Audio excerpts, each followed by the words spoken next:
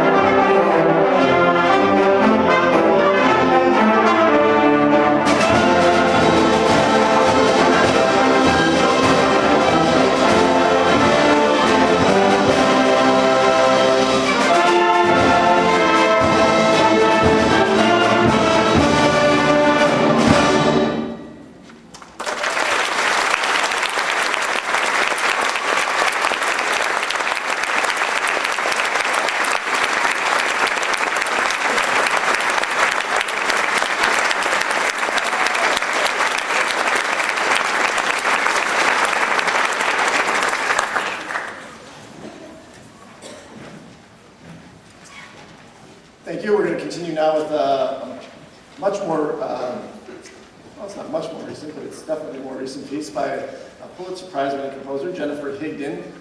She's only written a couple of pieces for band. This one was written for high school band. It's entitled Rhythm Stand. It has a few unusual elements. It's a relatively short work, but it's kind of fun and a little different. So this is Jennifer Higdon's Rhythm Stand.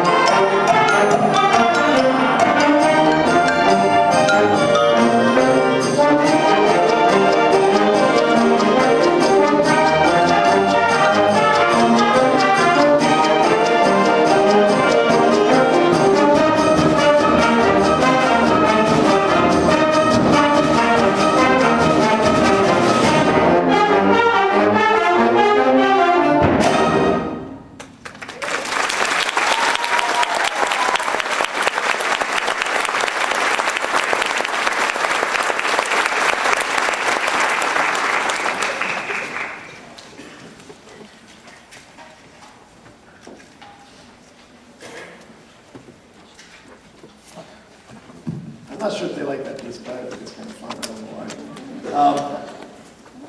We're going to continue with a piece that I wrote a few years ago for my wife, actually. It was written as a commission from Jack Stamp, Indiana University of Pennsylvania. And Jack and I have known each other a long time, and because of just some of the circumstances of our lives being very similar, when he asked me to write a piece, kind of about some of the things he had gone through, it happened to parallel things in my own life, and so I was able to kind of combine the commission with something I wanted to do, which was take a piano piece that I had written for my wife a couple of years before and work it into a larger piece. So this is really just a little love song for my wife. It's titled Song for Lindsay.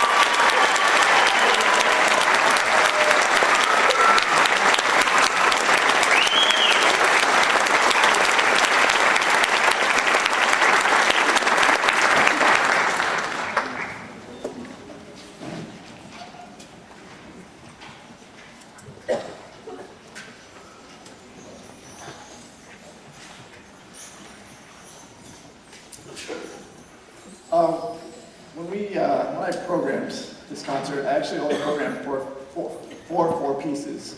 And this next work was not included in the list. And Dr. Tully suggested having an extra piece just in case, something was too hard, or too long, or something like that. So I threw on an extra piece.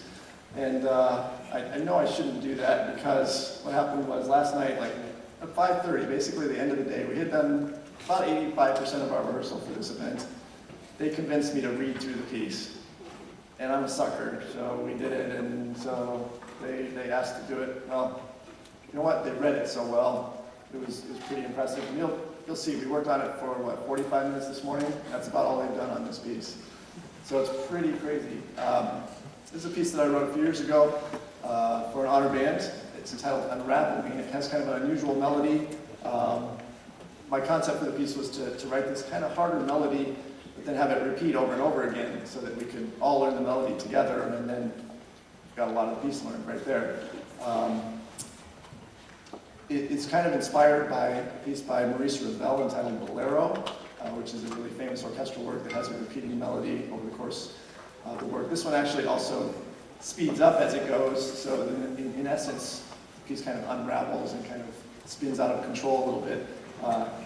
It's also, if you look at the title, Unravel, so that was a little tribute there to Maurice Ravel. So this is Unraveling, and we hope you enjoy it.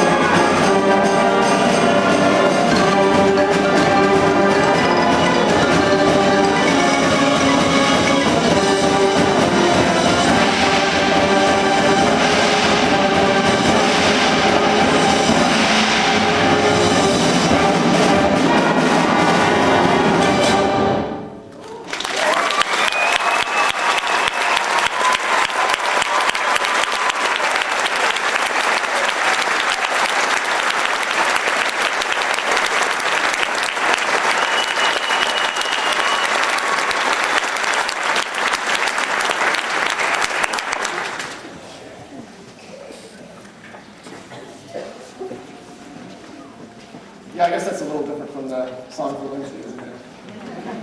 I think I have a dark side, I'm not sure. Without talking too much, because as a parent, I know how long these things can be, and you got to drive home and all that sort of stuff.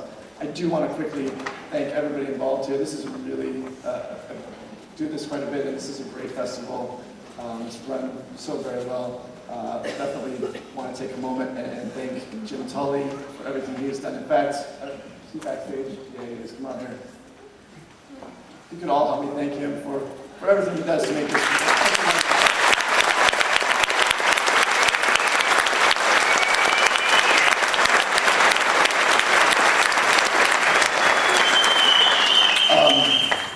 I also want to additionally thank Matt Shrewsbury and Jesse Willis for everything they have done to make this all happen.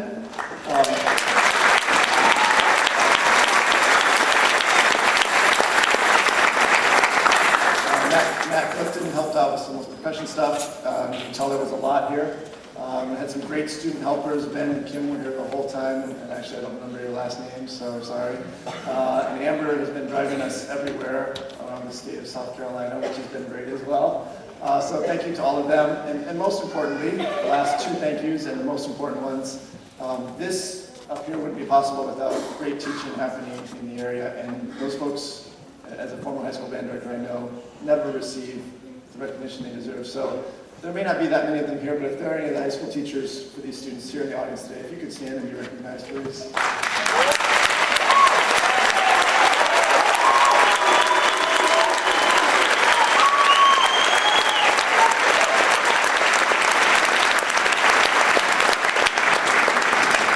They give up time.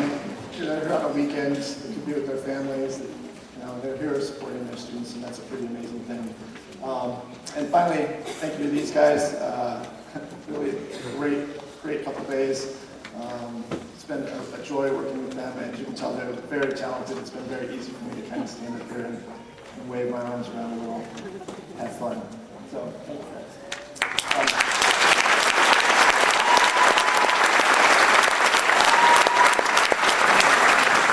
We're going to finish the program today with a classic work for band. This is composed by John Barnes Chance, who unfortunately left us far too early. We would have had several more incredible pieces from him, but this is one of his classic works. It's entitled Variations on a Korean Folk Song. Thank you.